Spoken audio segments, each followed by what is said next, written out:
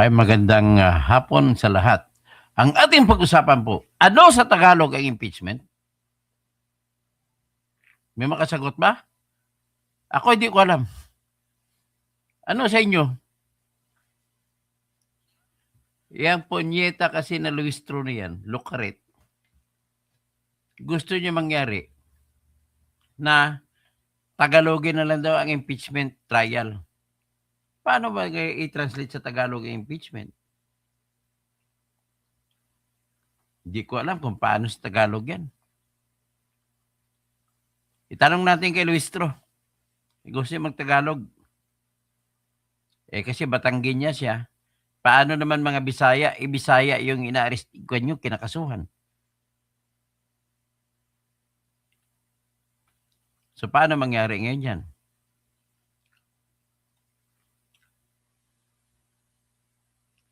Okay? Ngayon, ang ating pag-usapan ay una, ipakita muna natin yung kagustuhan nila ni kung anong gusto nila mangyari. Pero bago ang lahat, ay patugtugin muna natin ang ating musika ng ating channel. Si Gerald Calzado, breaking news. Si Bangag noon, Bangag ngayon. Okay, flood control, Bangag project. Okay, ito ngayon ang ating musika ng ating channel.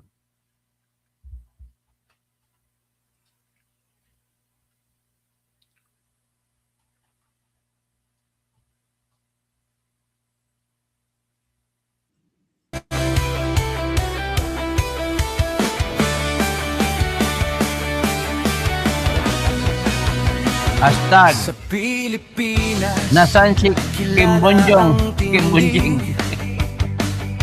Hindi kayang bayaran ni Sabi niya ni Gerald Calzado, Tambaloslos, Crooks Country, yehe, yehe. Tapos si shout out, mumuna lahat yan, yehe, yehe, yehe. hadlang. Hindi siya tiklop sa pananakot ng iilan, hindi siya alila ng sino mang mayaman. Kung ang kapangyarihan nila ay inaabuso, hinahawi niya yan mano-mano. Kapag ang taong bayan ang nasasakal, siya ang unang sumusugot, tumatagal. Hindi perang sukatan ng halaga, kundi kung sino ang lumalaban para sa masa. Toto kasing tirador, toto kasing tirador, kakapin ang naaapi, kalaban ng sakim na mandarambong. Toto kasing tirador, toto kasing tirador, Ibig sabihin, hindi kayang bilhin ibig sabihin, ang ang Pilipinas sa tumba na. Sabi niya, yehe, Pilipinas, babagon muli.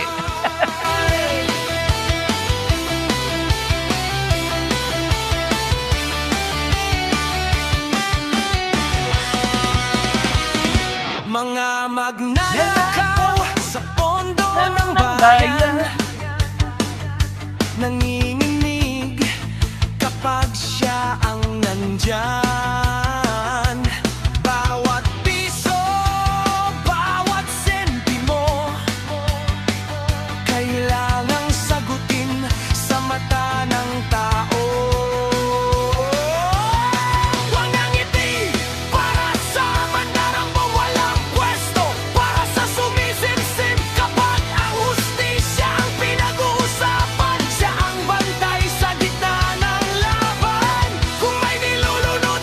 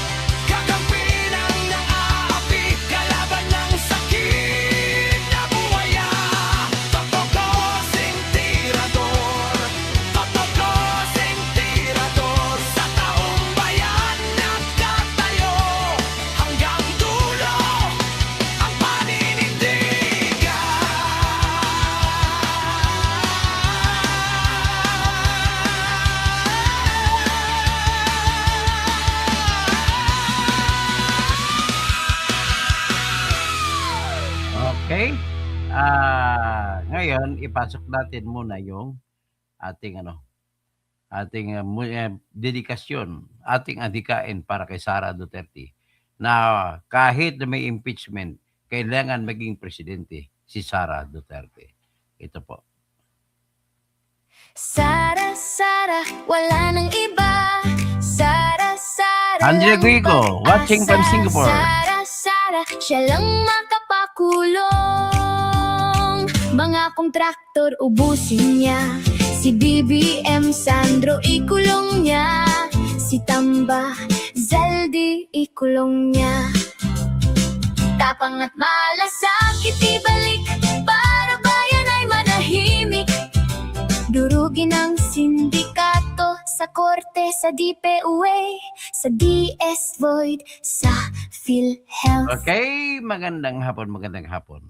Okay, ang ating naman pag-usapan ay yung sabi ni Luistro, gagawin na lang daw Tagalog ang pagpresenta nila sa hearing ng impeachment.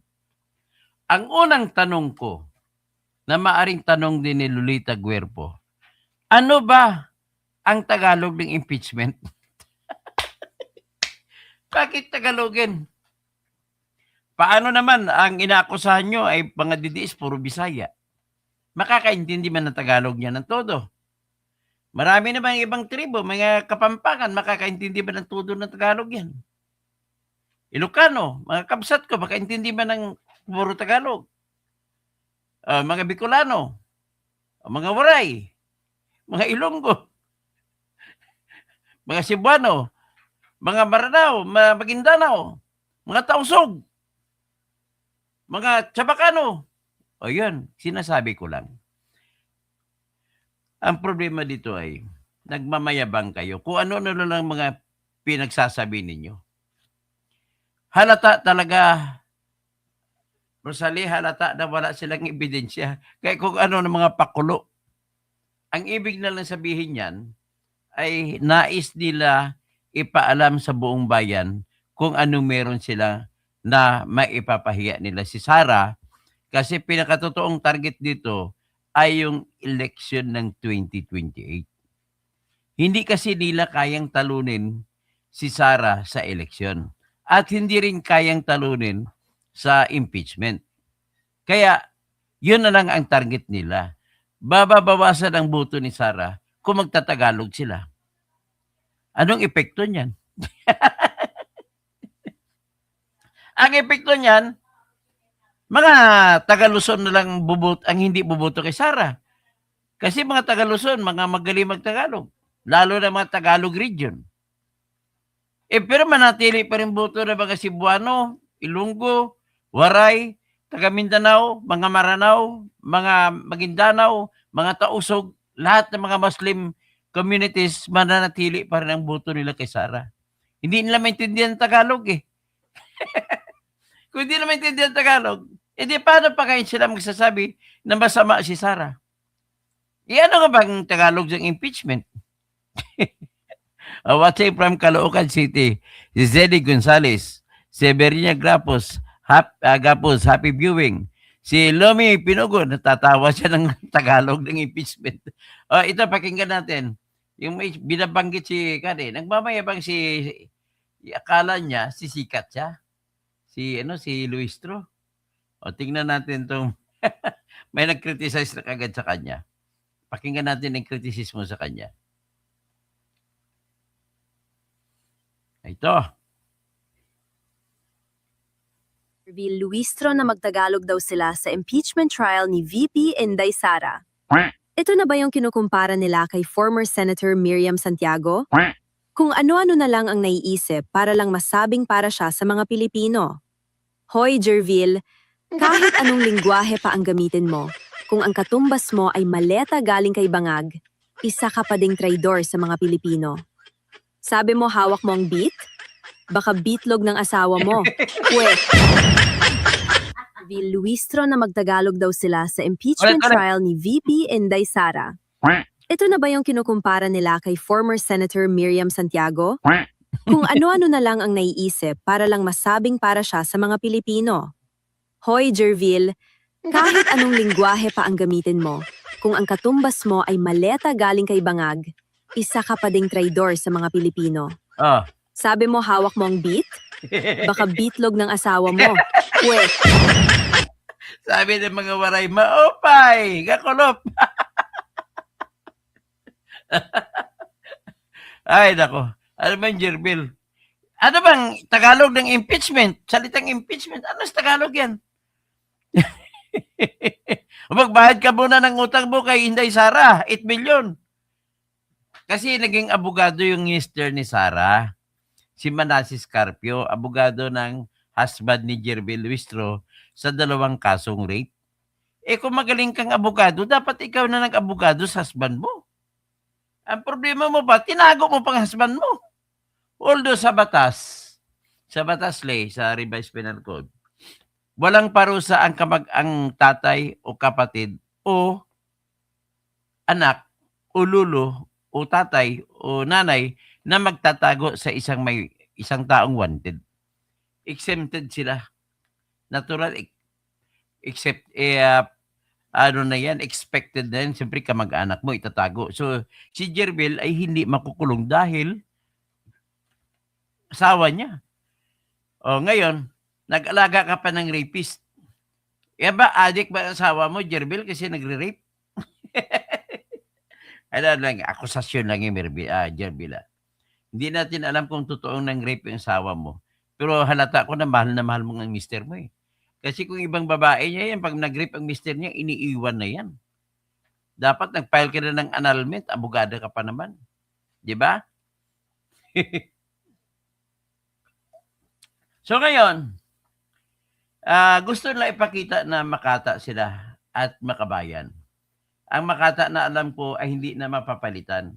Si Francisco Balagtas. Hindi na yung mapapalitan. So ngayon, tingnan natin yung isang babae na gustong maging Tagalog ang impeachment. Ito. Tingnan natin kung gaano kalukarit ito. Tingnan natin. Bakit gusto niya gawing Tagalog? Tingnan mo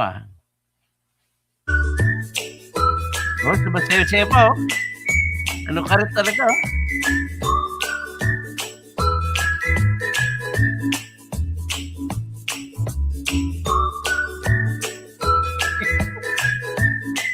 Pagkamanyak talaga sa hiligan.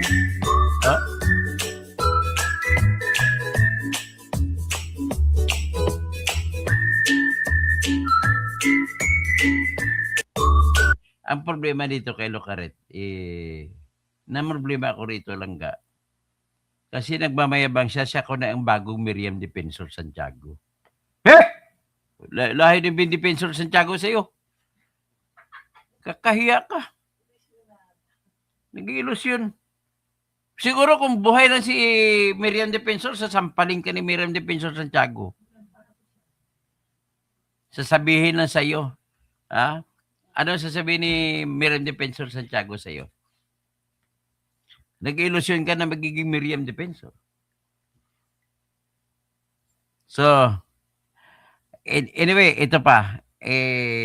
Ititirahin natin ng Nag-report po yung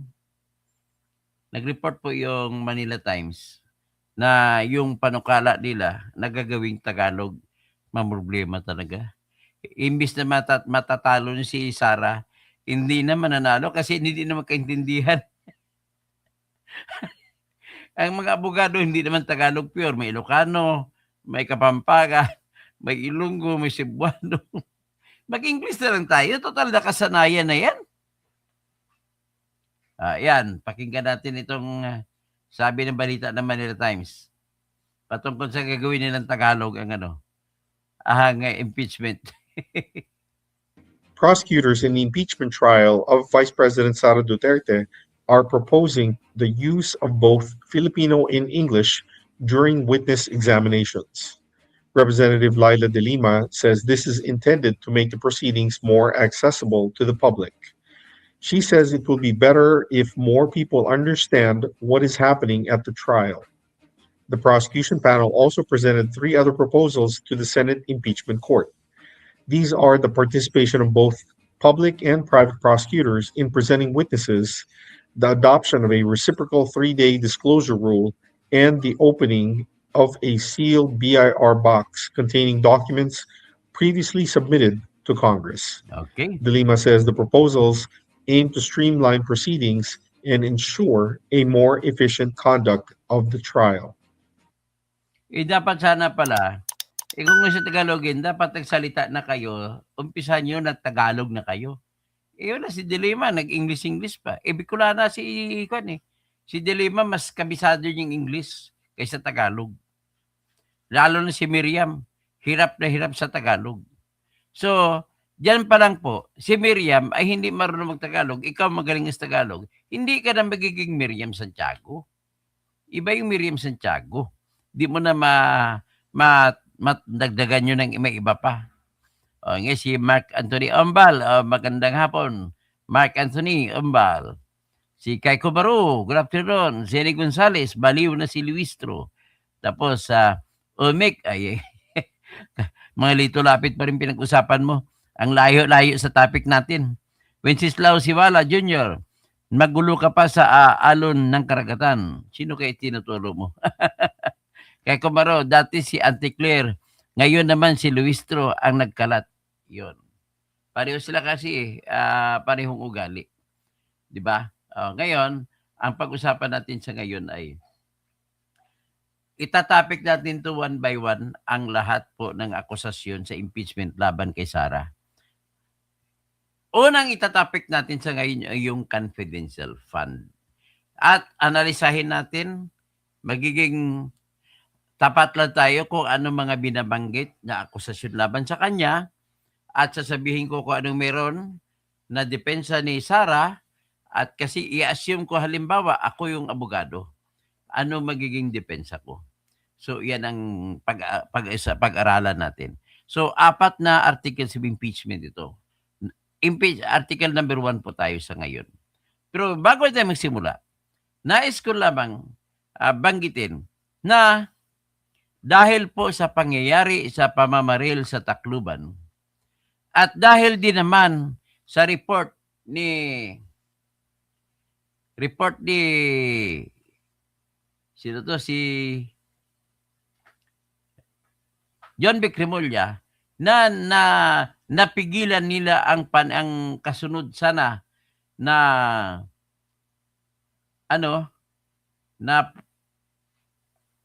kasunod sana na pag-shooting rampage, napigilan naman sa Tolosa Leyte. At nagkaroon doon sila ng intelligence information. So that proves the fact na talagang tama yung sinasabi ni Sara Duterte na magkaroon ng intelligence fund para sa Department of Education. Pakinggan natin itong sinabi ni John B. Cremulya na dahil sa intelligence information, hindi natuloy ang panibago sana na pamamaril naman sa school shooting. Ganun naman. Pakinggan natin si John B. Cremulya. So kahit sinungaling ito, pakinggan na lang muna natin kasi ang reputasyon sa akin ni John B. sinungaling siyang tao. Pakinggan natin si sinungaling. At in-investigate ka. At Ayan, 8 o'clock p.m. last night, Senator Bam Aquino called me and to my estimation, he was in Tacloban. He gave me a tip na sabi niya may chatter daw sa Tacloban na mayroon pang isang impending mass shooting na mangyayari sa Leyte. Ang binigay niyang pangalan, may binigay siyang pangalan at in-investigate kagad namin. Nakalagay sa report. This report addresses the alleged threat at Tolosa National High School of Tolosa, Leyte. The suspect is accused of planning a mass shooting or stabbing aimed at the school students. Pinost niya sa Facebook to. In response to the threat, validation, and intelligence gathering, RFU 8 CIDG immediately went to a 14-year-old grade 10 student at Tolosa National High School. The investigation revealed that she created multiple Facebook accounts to disseminate this content, which spread rapidly across social media, alarming students, parents, and the public. Her identity was confirmed through social media analysis, and information from concerned individuals. However, the accounts and individual posts were deleted after engagement with Jasmine, who was hesitant and uncooperative due to the fear of repercussions. Her parents, when approached by Tolosa MPS, refused to provide information about the incident. So again, there was no incident. Pero sinabi niya, nag-post na siya na may mangyayari. Nung nalaman namin, inaktuhan kagad namin. It is possible that she was influenced by a recent shooting at San Jose National High School. So yan lang po ang ibig sabihin niyan ay that makes it necessary for Department of Education to have confidential fund. Kasi dapat kailangan ng confidential fund para mag-hire ng mga plain clothes na bata mag-ikot-ikot para malalaman kung anong mga kwentuhan niya mga estudyante. Para lamang ang layunin ay hindi kumasok kundi mapatigil lamang ang tinatawag na bullying. Okay? Pag kasi sa bullying po nangyari, yung tinatawag na pinag-umpisa ng mga shooting incident, sa bullying po nangyari yan. Ay sir, nagla-live ako sir. Okay, kung pwede ka naman makinig po. Ngayon, makagandahan yan kung meron talagang confidential fund para matapos masawata o makontra man lamang ang tawag nito mga student shooting sa loob ng campus. So ngayon, sinabi na mismo ni Bujanvic Remulla na meron ng isang kamuntikan na naman panibagong mass shooting ng mga estudyante. So in other words, ano meron? Hindi ba kaya, Rosalie, pumasok na mga droga sa loob ng eskwelahan? Hindi na nababantayan ng mga bata pa naman. Mga 15-year, 14-year-old, kung magdroga yan, sabog. Yan ang pinaka-problema natin. So, o di kaya, nadisperado ang mga tao, ang mga bata, sapagkat baka wala na pong nakain sa bahay nila. Kung walang nakain sa bahay po nila, ay ang sisihin natin ang gobyerno natin kasi ang mahal na po ngayon ng bigas. Nais ko lang po i-share sa inyo yung reklamo sa akin ng client ko na rice dealer. Alam mo, kaibigan kong attorney, sa 100% na mga rice dealer dati, mabuti na naman 35% na lang natira sa kanila. Alam mo anong dahilan? Sapagkat po, kinokontrol na ng Department of Agriculture ang pag-import ang lahat at ang kinagalit nilang lahat ay ang Agriculture Department na pinamumunuan ng hindi pag-graduate sa college na si Francisco Tio Laurel, ay sila nagdidikta kung magkano ang presyo na pag bumili pa. Halimbawa, ikaw attorney, ay rice dealer ka. So, ang trabaho mo, kung either dalawang bigas lang ang iyong paglalaruan, pwede kang bumili ng imported na bigas at yun ang i-distribute mo. Pwede ka rin bumili ng local na bigas harvest at iyon ang i-distribute mo. So sa ngayon po, itong pinaka-alarming sa lahat. Alam niyo ba ngayon, ng importer ngayon ng bigas ay walang iba, kundi ang Department of Agriculture. Maputan niyo punyeta nila.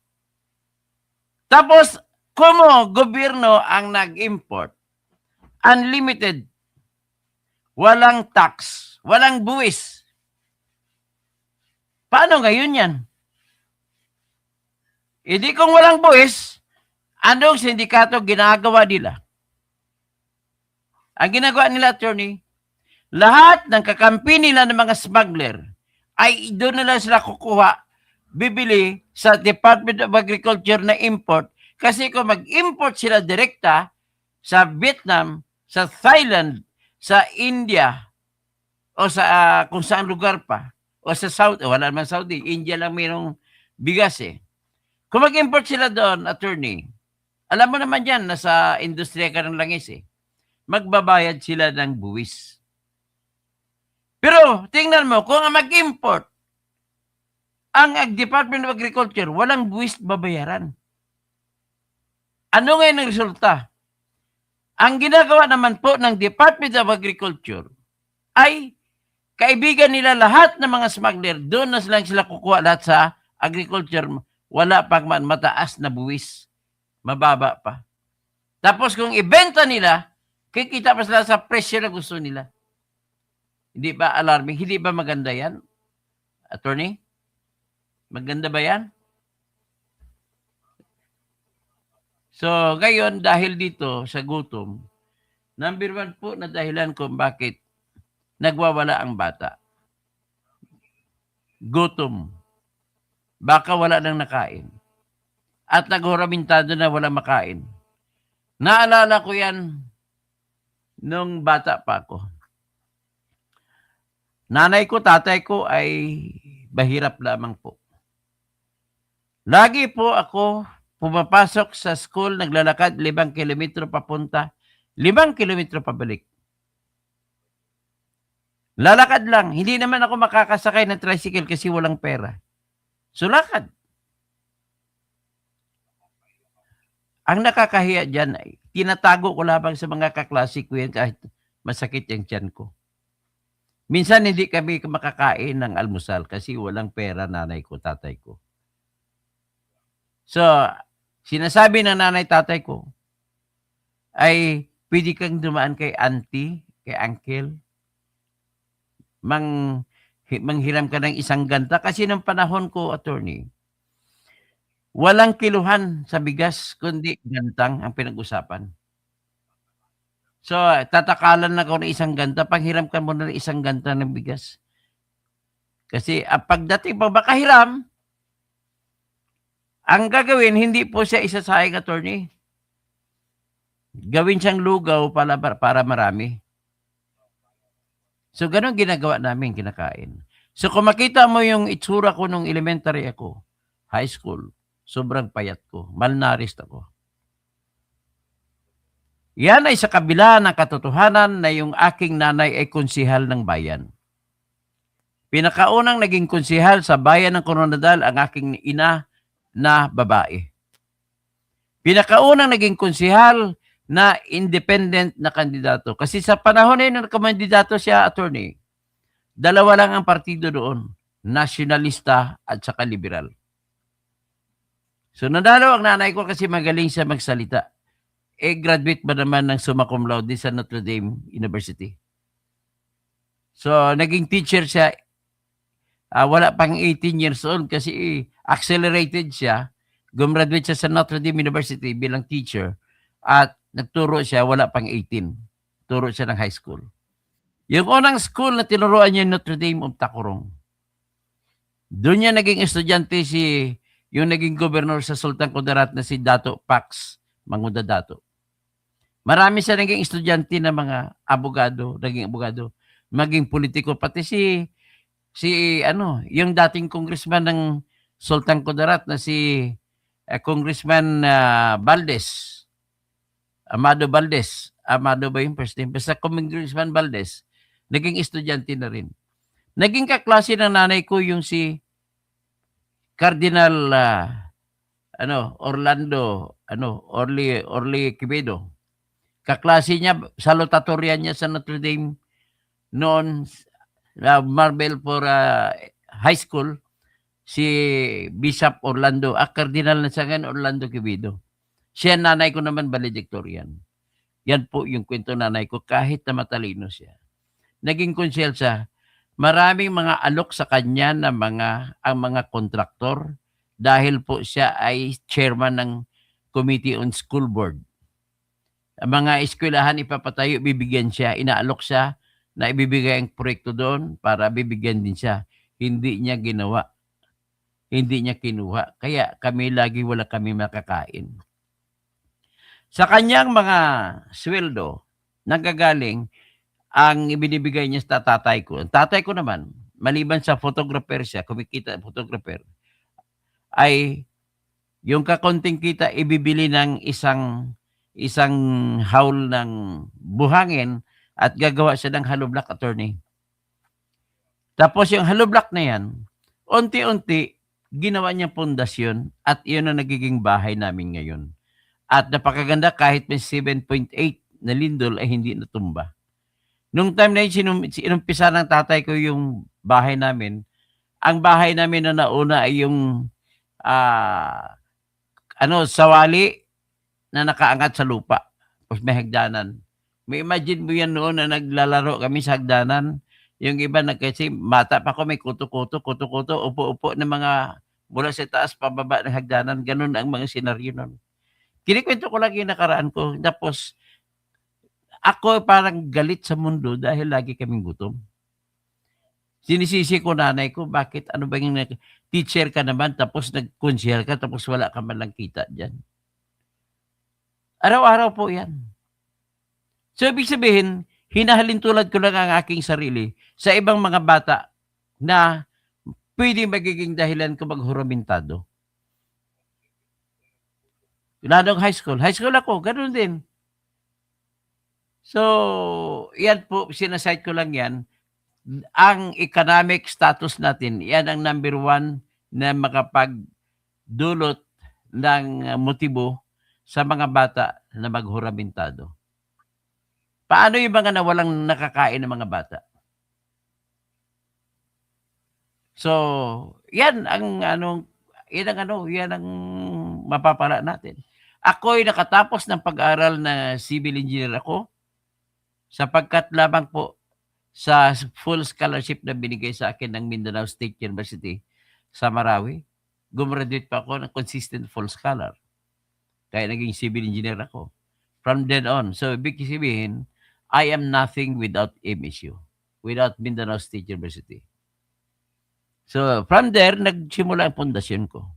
So sinasabi ko lang din ito, baka may mga nakarinig sa akin, mga magulang, mai-inspire nila. The only way that you can do to give the best for your children, kung wala kayong material na bibigay, inspire niyo sila sa mga kwento kung paano yung kwento magiging magaling kahit wala. Parang kanta ng Air Supply. Making love out of nothing at all. Parang gano'n. So, I'm just telling my story, baka maka-inspire din ako ng iba nakakarinig sa akin.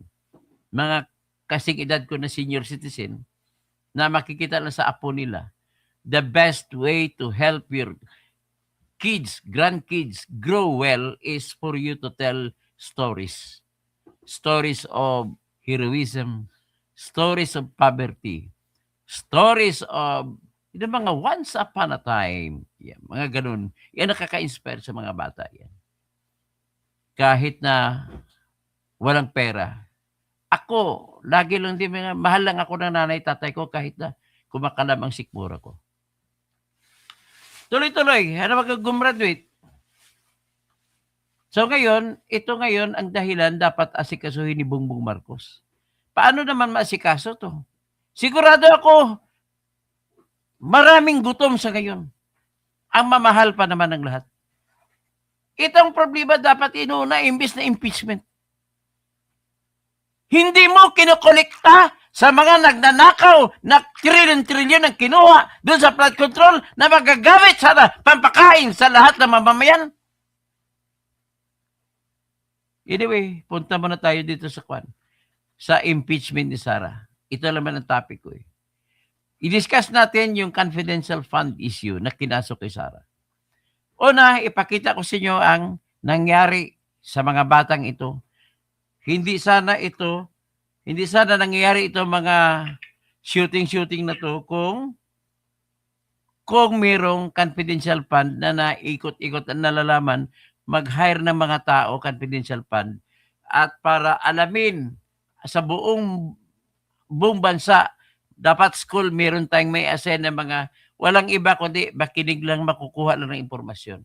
At para malalaman kung saan may problema at matugunan kagad ang problema. Tapos, dagdag problema pa yung mga NPA magre-recruit dyan. sa mga junior high school, sa mga grade 9, grade 10, kasi mga mapusok pang damdamin mga yan, madali niyong marirecruit yan. Lalo na sa grade 11, grade 12. Yan po, ganun kahalaga dyan sa ngayon. It becomes now apparent, more apparent than real. Yung nangyari na kailanganin talaga ng confidential fund dyan para masawata yung mga ganong problema. At isa pang masasawata ninyo ay yung mga taong nag-i-introduce ng tinatawag na droga sa mga estudyante natin. So, yan po. Sa panahon, aminin natin sa hindi. Sa panahon na si Sara ang DepEd, wala pang nangyayari ng ganun. Walang nangyayari na mass shooting. Ibig sabihin, may pwede tayo magtanong, iyan bang dahilan kung bakit epektibo yung confidential fund mo? Nagagamit ng gusto? That could be a proof, that could add doubt against the accusations against Sarah that she misused the confidential fund. The fact of the result is very clear and apparent that you did not see any incident such as in Tacloban. At the fact remains na walang ibang na reported incident later na merong nakuha ang mga NPA mula sa mga bata. Kaya yan po ang problema. Kaya ngayon, kung tingnan mo, ilan lang ang gwardiya na duty? Isa lang ang gwardiya na sa Tacloban, Tacloban High School. Tacloban, San Jose National High School sa Tacloban. Anong gagawin ng isang gwardiya? Ngayon, kung gagawin ninyo, ang estudyante doon, hindi bababa sa 1,000 yan.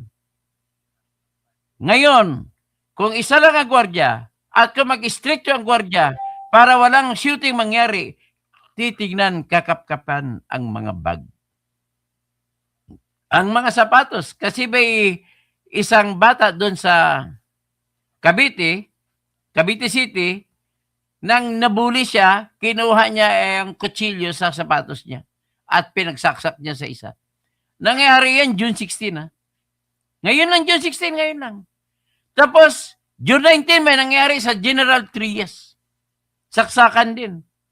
Ng unday, ng saksak ang nagwala na isang bata. Tapos, meron pang isang gumraduate na sa senior high, bumabalik pa sa senior high, mga kaibigan niya. At inaway pang teacher na hindi siya pinapapasok. Amoy alak. Ganun ba estudyante natin ngayon? Amoy alak. So, napaka-problema. Ang laki ng problema na dulot nitong ekonomiya ng bansa natin. Saan ka makakabili ng murang gasolina? Wala. Saan ka makabili ng murang bigas? Wala. Kinikwento ko sa inyo yung reklamo ng aking kliyente na rice dealer. Tumba na sila lahat ng local rice dealer. 35% na lang natitira sa kanila. Dahil po sa walang pakundangan na pag-import ng bigas ng Department of Agriculture, sila na nag-import para walang buwis na bayaran. At kung walang bayaran na buwis, ibininta nila sa kaibigan nila na dati nag-i-import. Konti na lang ang gagastusin.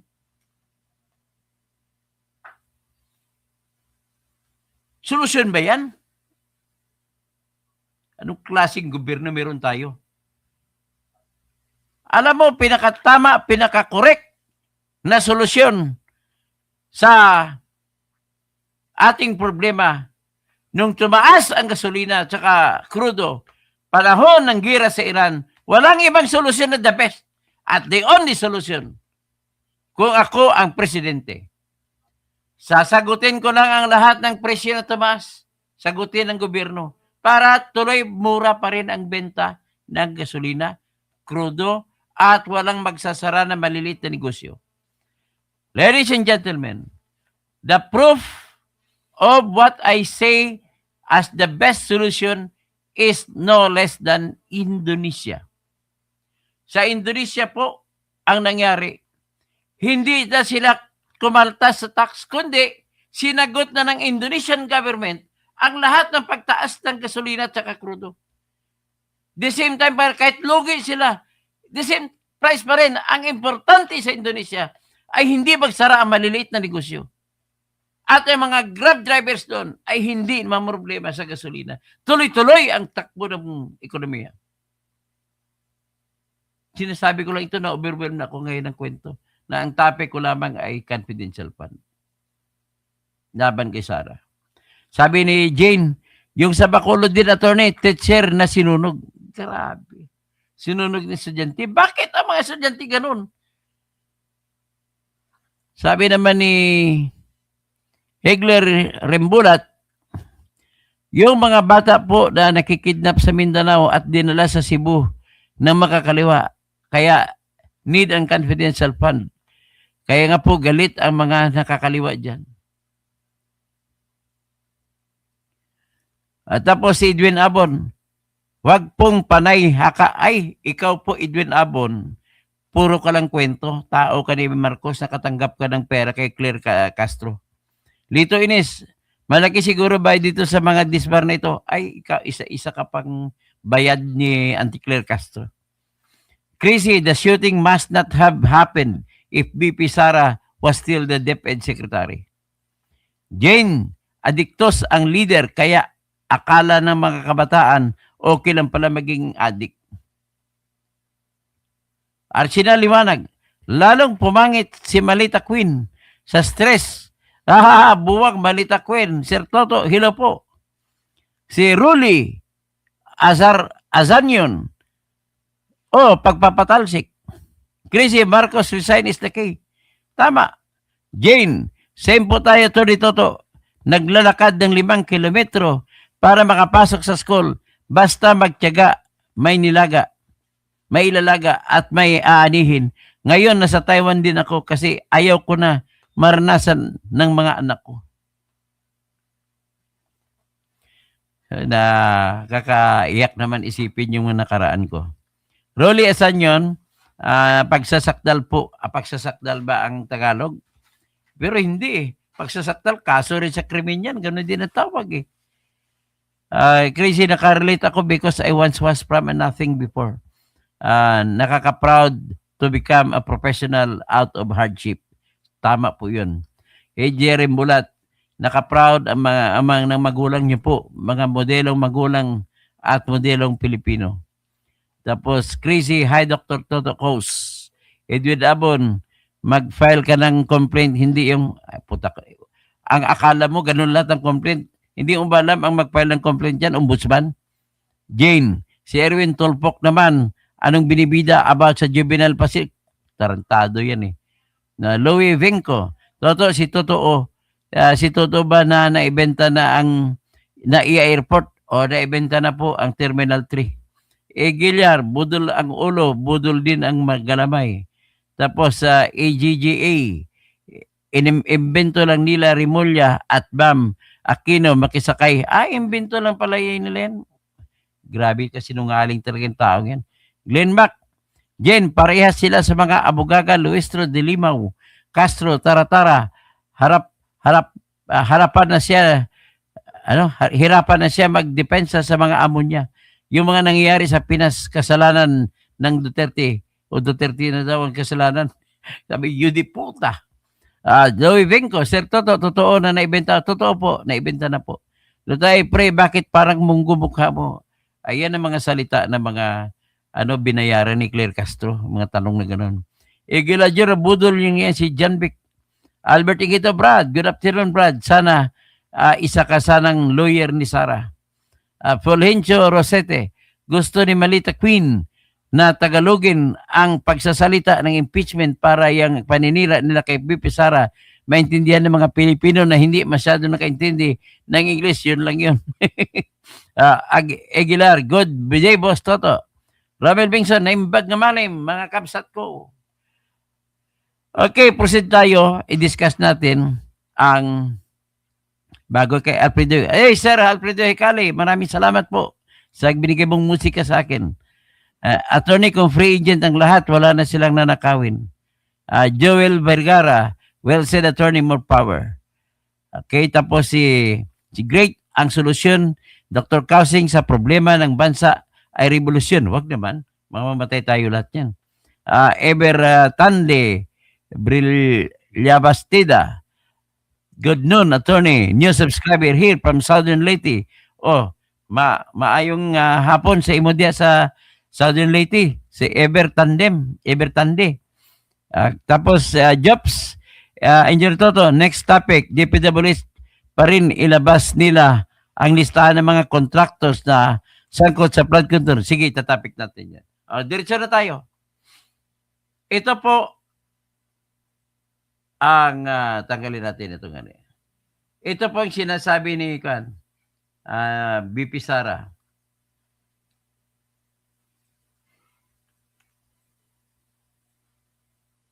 Ito yan.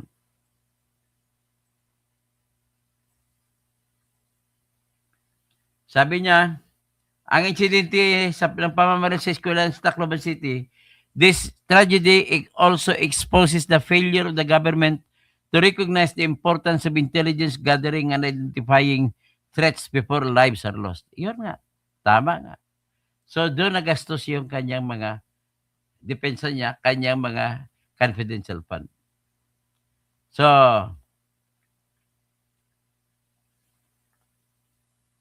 ano naman pinagsasabi ni Brian po, itong anak ni Grace po na walang kwenta. Resolution, walang kwenta yan. Resolution, hindi makapagbigay ng solusyon yan. So anyway, una, tatalakayin muna natin itong sinasabi nila na may lalabas daw na Mary Grace Piatos. Tanggalin, pakinggan natin. At itatalakayin natin. According to the group of Luistro, lalabas daw si Mary Grace Piatos. Yan.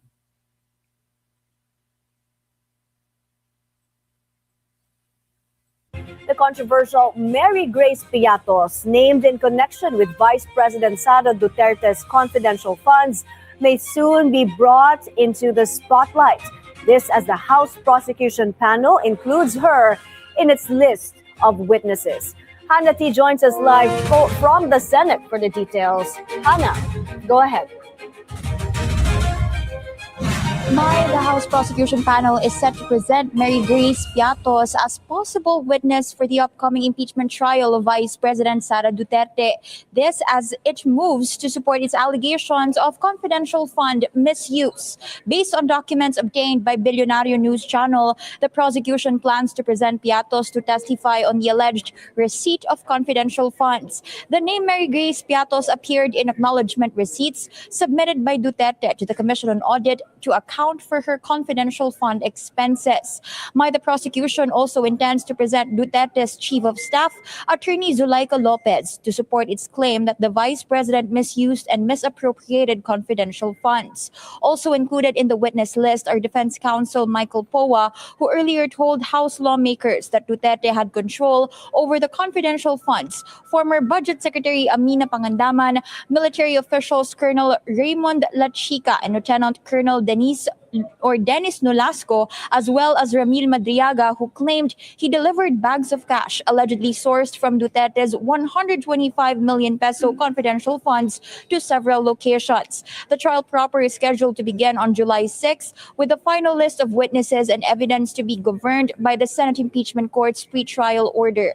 We are now on the day 5 of the pretrial conference, and we're waiting on the possible action of the Senate Impeachment Court on the earlier manifestation filed by the House prosecution panel to unseal the BIR box that allegedly contains the tax records of the Vice President. Hannah, may reaksyon na ba ang defense team doon sa pagtawag o pagharap ni Mary Grace Piatos at kumusta ang pre-trial so far?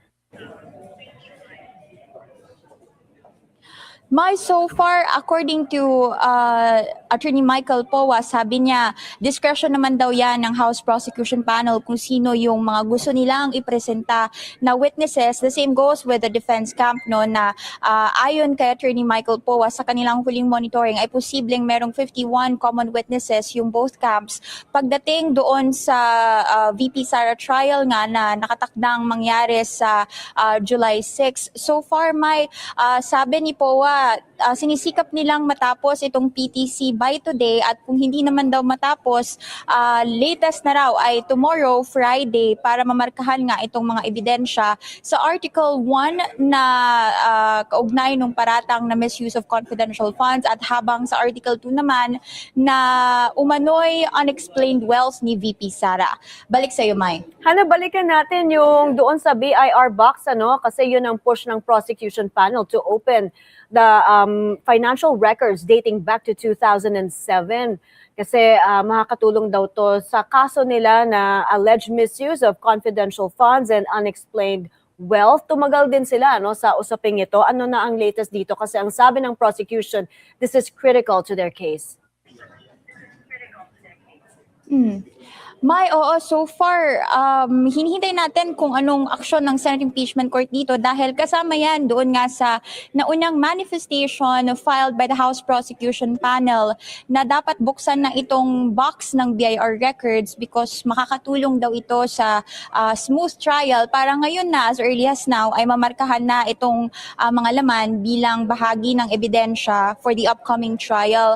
Sabi ni Attorney Michael Powa, and along with other members of the House Prosecution, pati yung defense team, sinasabi nila na kailangan aksyonan na lang ito ng Senate Impeachment Court rather than answering kung ano ba yung posibleng maging aksyon moving forward, because hindi pa natin alam sa ngayon kung kailangan bang mag-convene ng Senado bilang impeachment court para nga maaksyonan or mabuksan itong BIR records. So far, this remains as a box, no, at hindi pa siya ebidensya sa ngayon dahil hindi pa nga namamarkahan sa pre-trial conference. Mai? Finally, Hannah, very briefly, are they still on track to begin the trial on July 6? Hindi matagal pa yan. Malamang yan, hindi ba, matutuloy yung trial yung magsimula sa July 6. Anyway, I just want to point out na ang sinasabi na magpag-produce na si si Mary Piatos, ipipresenta nila. Naku ha. Sa punto de vista po ng abogado, nagsasabi kayo, ang unang teorya nila, inimbento lang si Mary Piatos, sabi sila ni Luistro. Sabi nila ng Dilima, imbento lang daw yun. Kasi yung resibo, inimbento lang. So ngayon, sakali, may ilalabas sila na tao, Mary Piatos, ano ibig sabihin? Totoo pala yung Mary Piatos? Ibig sabihin, parang kinontra nila yung kanilang argumento. Buhay pala eh. Totoong tao pala eh. Pero kung ako tanongin nyo, ano yun? Kwento lang nila yun. At kung sino man, ang nakikita ko dyan, may isa silang taong kukunin na titistigo at mag-identify, ako po yung Mary Piatos na pumirma. Di kung siya si Mary Piatos, kung ako naman abogado ni Sara, may I ask, lady, do you have any paper there that you signed? Can you show me any document that you signed in the past? Ganyan ako ng tanong ko. Kung wala siya may pakita, big sabihin, so Your Honor, may I just make a manifestation that because the witness cannot present to us an old document showing her signature, then there is no way for us to compare the present Mary Piatos signature to the signature that is authentic, and those signatures that are authentic are those signatures that were affixed before the controversy occurs. Magagawa ba nila yung attorney? Yun. Wala pa kayo. Ang unang-una problema kasi sa inyo, hindi pa kayo nakatikim ng cross-examination na matindi. the best lawyers are those who can articulate in cross-examinations. Hindi po yung lawyer na nag-direct examination lang. Alam mo bakit? Kasi sa pag-cross-exam ng isang abogado, wala siyang ka-idea kung ano ang isasagot ng testigo para ma-follow up question niya. Unlike sa direct examination, na alam mo na kung anong ipresenta mo kasi na-interview mo na testigo mo. There is a big difference. It is a world apart between a lawyer who just present for the purpose of direct examination, meaning to say, kung anong kwento, ipipresenta niya. Paano pagpresenta ng kwento? Bago niya ipresenta, na-interview niya ng testigo. Kaya alam yung kwento. Pero, pag ikaw na ngayon ang mag-cross, i-check mo yung credibility niya, i-test mo ang kanyang integrity, kung meron ka pang hawak na mga dokumento na mga iba. Halimbawa, may Regis Piatos ka pala, bakit ito pinirmahan mo, ibang pirma mo? Impeaching. Yan ang another term for impeachment. Impeaching the witness. So, ngayon, by situation, attorney, na pag may ipinaupo silang babae na magkiklaim na siya si Regis Piatos pumirma, what would happen? Unang-una, papipirmahin ko siya. Tapos, kukunin ko pirma niya in the past to compare. Siyempre, possibly, pinraktisan niya yung pirma. Kung hindi magsigo ang pirma, patay na siya.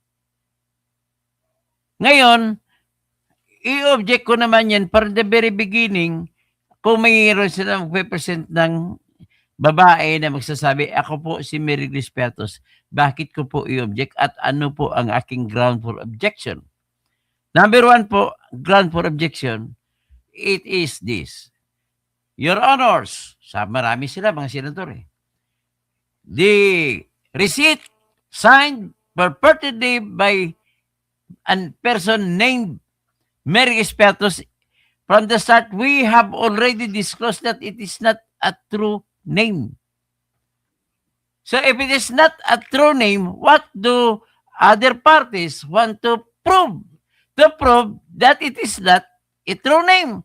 Now we are saying it is not a true name. And we have an explanation for that. Because it is confidential fund, we are authorized to invent names.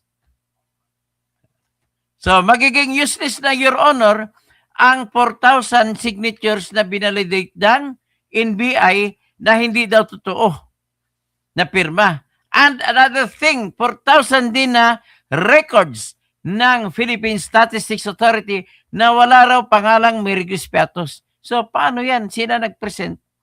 Sila magpe-present ng certification ng Philippine Statistics Authority na walang Mary Grace Piatos, tapos sinabi nila magpe-present sila ng babae na Mary Grace Piatos pangalan. Kita ba ang gulo-gulo na kagad? Paano kayo mananalo kung magulo kayo? Kabubo, hindi ko alam kung mga abogado kung saan ito nag-graduate Alam mo, kung may nakikinig man sa akin si Luistro, tell her, you cannot win if you will prove that all the signatures seen in the acknowledgement receipts to recognize the turnover of funds for the purpose of confidential information, ay hindi kayo mananalo kung ipatunayan nyo na hindi totoo. From the start nga, sinasabi na nga, not genuine names of people So anong purpose kayo i-object ko? There is no point in allowing them to present the data coming from the Philippine Statistics Authority because it is immaterial anymore. It is irrelevant. Why? Because we already have admitted that all the signatures are fictitious. So ngayon, magpasabit pa sila ng ebidensya kasi nagpa-NBI pa sila ng lahat ng pirma ano pang purpose yan? From the start, inaamin na nga ni Sarah na fictitious ang names and signatures. Sino bang abogado na naggawa ng theory nyo? Napakabubo ng abogado niyan. Gusto ko malaman, Lestro, gusto ko sasampalin ko sa mukha nyo. Napakabubo. Ask any lawyer who is sane and who is fair. It will not admit that kind of evidence. From the start, sinasabi na nga na fictitious yan eh. And it is fictitious because it is confidential fund. Kaya dapat hindi mo ipakilala kung sino. So, dyan palang talo na sila. Sa ganun palang ano. Tapos, if I will make a shortcut sa aligasyon nila sa confidential fund, ay wala po sila, binabanggit nila na sino to? Si yung lalaki na taga nakulong. Si Madriaga, Ramil Madriaga. Pag pinresent, pabayaan ko lang naman yan, attorney. Kasi ang kwento niya lang, bakit ang kwento niya? Pag sinabi niya totoo ang kwento niya, isa lang ang tanong ko dyan, totoo ba yung kinikwento mo sa supplemental affidavit mo, tsaka initial affidavit mo na kung saan sinabi mo na binigay mo kay Mayor ng Laguna, binigay mo sa Santiago Family, binigay mo kay Attorney Ryan Kilala, at binigay mo kay Attorney Monsayak ang pera na galing sa confidential fund. Pag sinabi yung totoo, di tapos ng laban, no more questions, Your Honor. Ganun ko lang. Bakit? Nagpapatunay na hindi binigay kay Sara. Kung hindi binigay kay Sara, di walang ibinulsa si Sara. Ang bobo naman mga abogado nyo. Putang ina. Napakabobo. Ay, nako. So ngayon, nag-isang oras na tayo. Nais ko lang sabihin sa inyo, hanggang dito lang muna tayo at i-discuss sa inyo ang karugtong ng confidential fund na article of impeachment para maintindihan nating lahat. Pero na-discuss ko na partially kung ano ang laman ng akusasyon laban kay Sara. So magandang hapon po sa lahat. So si Jenny Valenzuela, tawag siya, nanonood. Ay, hindi ko maintindihan po. Type mo na maayos po, sir. Hindi ko maintindihan yung pagkakanya. Ma'am pala. Hindi ko maintindihan pag-type po, mga mali-mali ata to. Wala. Hindi na muna ako magtawag. Puro man ng maraming troll. Mas kakasakit ng loob. Sabi naman ni Merlans Forever, hindi rin ako believe dyan kay Baculaw. Nagkiklaim si attorney na siya ko na si Miriam Santiago na pangalawa. Paano ba yan? Si Miriam Santiago hindi marunong magtagalog tapos siya gusto niya magtagalog. Ibon Castiba, magician name pala itong si Luistro. Okay. Hanggang dyan lang muna ha. At sunod, mamaya i-discuss ko ay yung buong-buo ang confidential fund. Maraming salamat po.